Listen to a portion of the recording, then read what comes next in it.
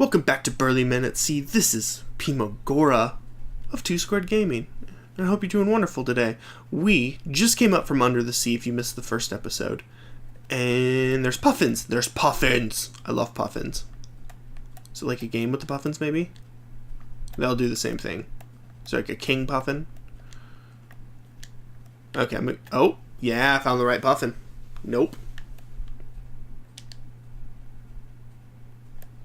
Oh, they just like switch places. Maybe? Okay, I'm just gonna keep moving. Seems like the best idea is to keep moving. A lot of noises happening in front of me though, and that stresses me out a little bit. It's a moose! Hello, Mr. Moose. Mrrr. Keep moving. What is this? Rock. Nothing? Nothing. Okay. A house! Well, look at that. In we go to the house. Are we back at the espresso place? Sir? Thought you'd find a way to that door eventually, the old man greets them. The familiar has a way of making itself new when you look at it sideways. Never seen that part of the island before, I bet. The men shake their heads. Still have the map, he questions. Steadybeard nods, silently passing it to him. We've seen some things. I see you managed to find those adventurous deeds. And did ye meet her? Aye, Braithbeard is first of the brothers to speak. Magnificent she was. Like the shorm of old tales. But she told us we've more to see. Aye, it'll be there when you're ready for another go. The old man gestures to the books. Those shelves are full of tales like yours, and all with paths left untrod. There's a twinkle in his eye. I even contributed a few in my time. You see, he continues, what's left unwritten in one story can fill others. If ye've the inclination to sail again, have another look at that shelf. Burly Men at Sea, Steadybeard reads aloud. Not a bad title, that. But what's all this numerical business on the spine? And how did... He gives him a sly look. That's another mystery if ye've the curiosity for it. And one last thing, continues the old man. I don't mind telling you now that I was the one who sent your bottle to sea. I've another to be tossed out for the next curious soul. Will ye do the honor? And out they go. How interesting.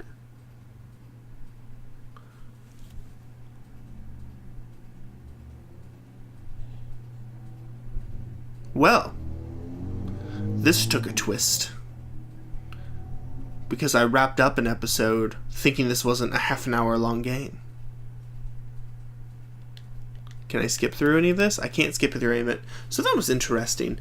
I'm going to carry through on this and see what's next because I'm going to guess there are different things I can do as I get through this. If not, I'm going to have some editing to do and that's going to be fun. But anyway. Oh, okay. Special thanks to these people. Thank you. Game Nest. Jen Sandercock. I'm intrigued. There has to be more to this than just that. Right? Ah, there is. Okay, so we're here. What's in here? Let's see. Is it this fella's place? It is. Let's go talk to him. See what's up. Thought ye might be back, nods the old man. Have another look if ye like. Hastybeard removes a small card from the book, squinting at it. Enter code at burlymenatsea.com/mystery. Sounds like a load of bilge to me.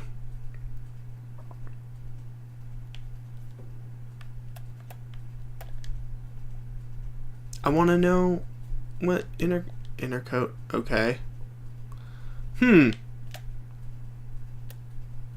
Well. So... It's so intriguing. Is there... Can we take the boat and go else? I'm going to take the boat out. And I'm going to see what else we can do. We're going to go explore in this. Because I feel like that's what needs to be done. Let's go explore, see what happens. "She's come back to us," exclaims Hastybeard, "and more lovely than we left her. Courtesy of Barnacle Transport Service Incorporated," reads Steadybeard from a notice on the side. "Why, that great blubbery bellyache did us a good deed." And off we go. Okay, let's see what we can do next. Bum, bum, bum, bum, bum, bum, bum, bum.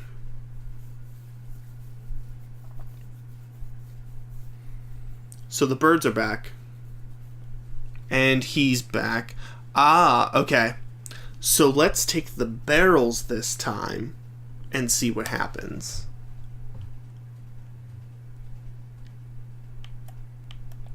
Let's see what the nymphs have to say. "Be welcome, wayward pilgrims," speaks one of the nymphs, "for who can resist the majesty of the great barnacled ones? So it is that we awaited your return." "Hard to resist when you're sucked down like a clam in stew," growls Bravebeard. "The Great One journeys this way daily, so through him all may one day find the place of promise." Predictably, the nymphs trade nods of approval. "Will you wait with us here by the fire, or is it the way of the faithless you seek?" Boop. We out of here. Bye. Just gotta figure out how to get out of here. Guessing the barrels are how we get out of here.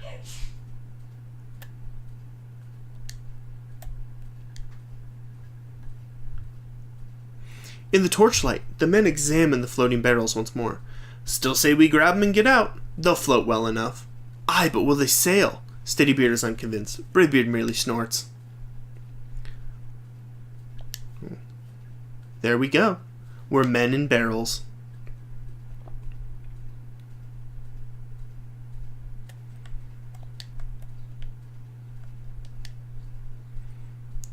And out through the pooper we go. Oh, there's the... Oh, nope. It is his mouth, because there's the uvula. Hastybeard is fiery with excitement. "Summon that fountain and let us be off!" Bravebeard grumbles eloquently from his barrel. Steadybeard looks worried. Oh, I need to torch his fucking uvula, don't I? Brah!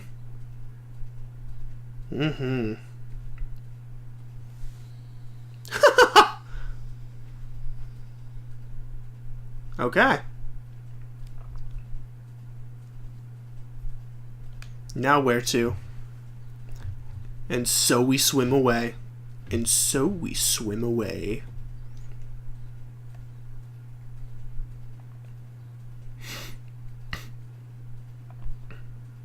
Tiring, the barrel-clothed men settle back to drift with the current. "May as well see where this takes us," observed Steadybeard bleakly. Time passes. Bravebeard begins to snore raucously from behind. Okay, so Bravebeard's the orange beard. Time passes.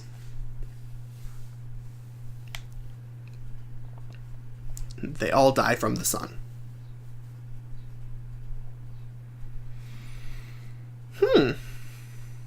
Okay. Ship ahead! The shout wakens Bravebeard, who eagerly overturns his barrel, resurfacing a moment later to cough out, "It begins!"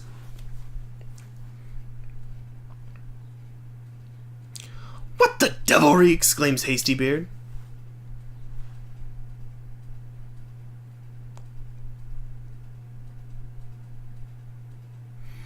The grim, cloaked figure clears his throat as he approaches. "Greetings! Please climb aboard for your complimentary trip to the afterlife." "Oh, well," replies Steadybeard, "thank you, but we'd prefer the long way." There's a long silence. The figure is masked, but the men feel distinctly that he is sulking. At least he heaves a desolate sigh. "You do not willingly forfeit your souls," he pleads. "It is quite painless, and I would at last be promoted from this apprentice-issue rowboat." Another silence follows. "Then," he continues desperately, "there must be a race." At this, Hastybeard's face cheers significantly. "Maybe you'd be so kind as to lose." "No, of course not," he sighs again deeply. "We race through the cliffs of despair," he explains mournfully. "If the three of you pass me at any point, I lose. If I take the lead, however unlikely, I don't lose. Meaning you win? I had not thought of it that way, but I suppose that would be the case, yes. Without waiting to confer, Hasty Beard sets off, paddling furiously.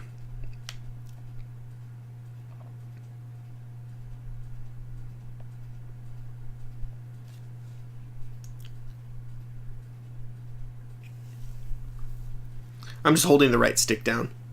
I do love how adorable this, like, Grim Reaper is, though. It's not Soul Eater adorable, but it's adorable. I like it.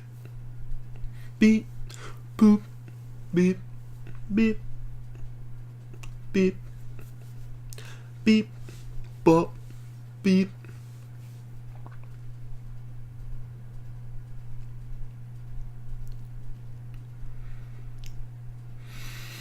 How long is this race? It's a fucking Iron Man here. I'm just a burly man at sea. Let me be. Let me be. Beep, beep, ba, beep, beep, ba, beep. Man, this is a hot minute. Do I need to let him win, or because I'm just holding the right stick over to the right? It is long. Oh, I'm losing some, is that, I think Steady Beard in the back is not as steady as he once was.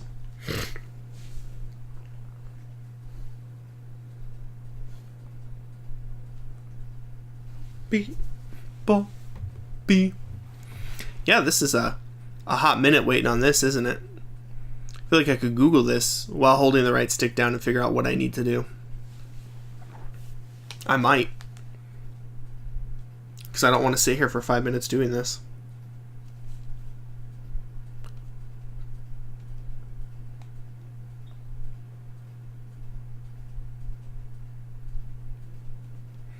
This is just exhausting.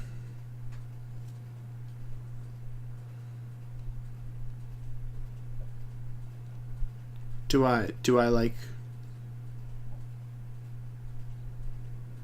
But what do I do?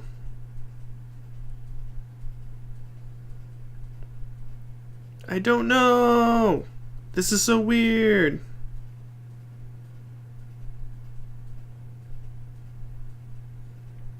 How do I beat you?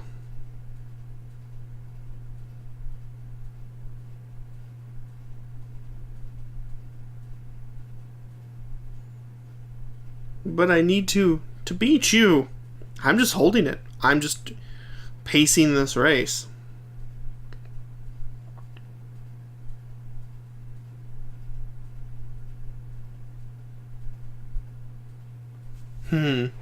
Okay, I'm gonna... Oh, seriously? I am the Grim Reaper? Is that what's going on here?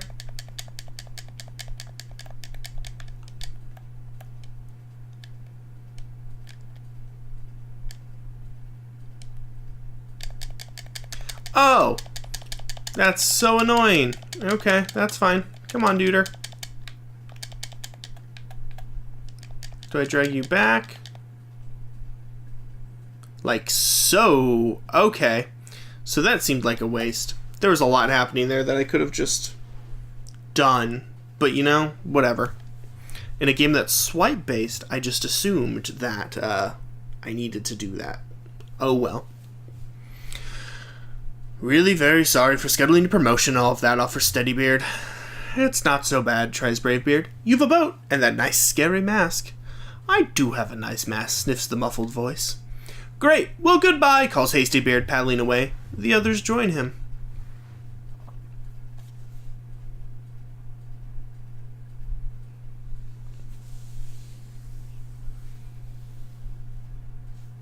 And now what happens?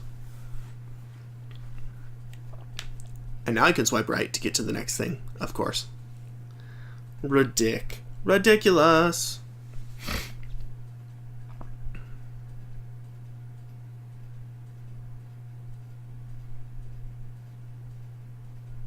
And the sun.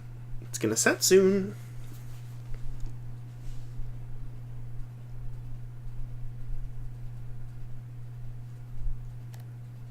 After a time, the men begin to notice something strange about the setting sun.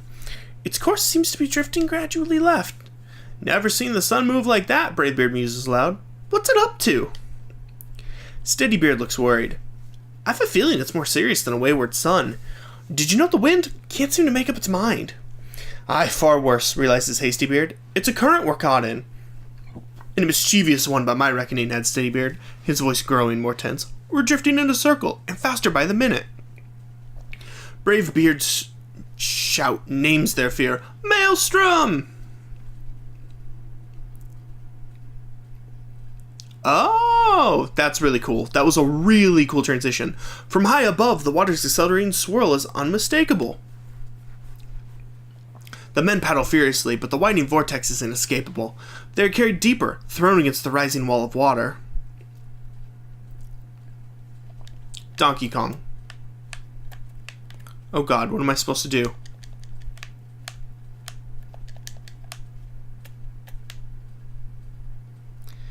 Nope. Make it smaller. Make it smaller. Get them out of it. There we go. No, get them out of it.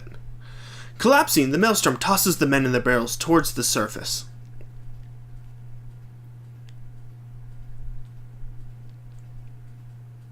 I don't want to kill our heroes. Not if I don't have to. Some nice little jazz here, maybe? Ah, and so we float away. Off to the right we go. Always just go to the right. I guess it's their left, my right. See, this one I'm not going to end abruptly. I'm going to actually get to the end of the story and then end the episode, because fuck that one up, because I didn't realize how this game worked beforehand, so that's great.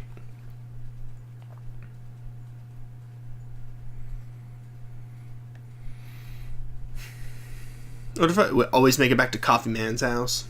That's the thing of the game. Coffee Man.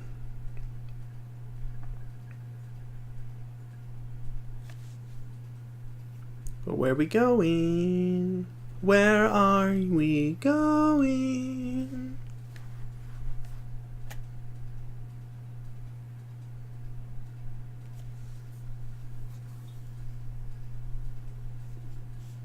Oh, she's back.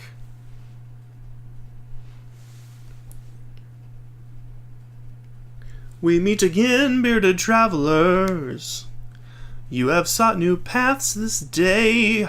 She smiles, the men nod unnecessarily. Yet still others lie untrodden behind you.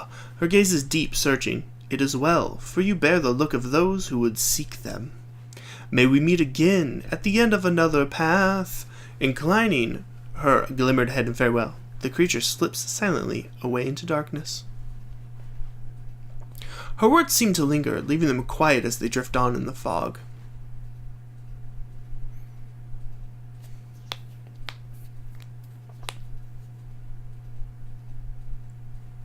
But where do we go from here? Do we just end up at Coffee Man's house? I feel like that's how it should end. Always, it's just back at Coffee Man's house.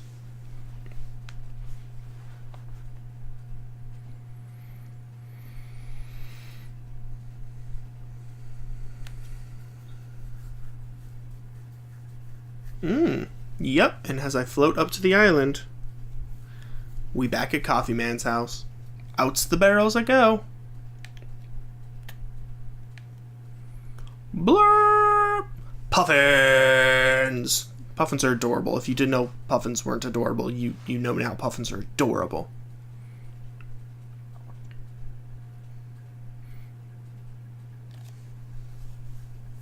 And as per usual, gotta click on the moose. Can't not click on the moose.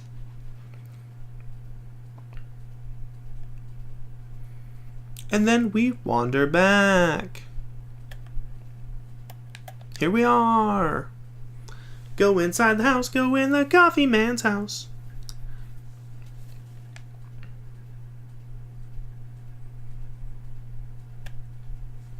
Had another go, did ye? The old man greets them, smiling. Well, let's see it. Okay, so what I'm gathering is that there's 4 things you probably go to every time. what I read as I was looking about the Grim race is that there's 12 different tracks you can take, so that makes a lot more sense now. He sighs. Beautiful that is. As they turn to the shelf, he nods. I'd wager there's room for more up there. And outside they go. Cool, well that's going to be this episode of Burly Men at Sea. I might make a couple more adventures. I'm gonna look some stuff up and see what I gotta do to get through some of these other adventures. This is a really cool, really well animated game with a lot of cool different tracks. So this might be a game we revisit later, but definitely this has been fun digging through this. So this has been Pimagora. This has been Burly Men at Sea, and we'll see you next time. Bye-bye!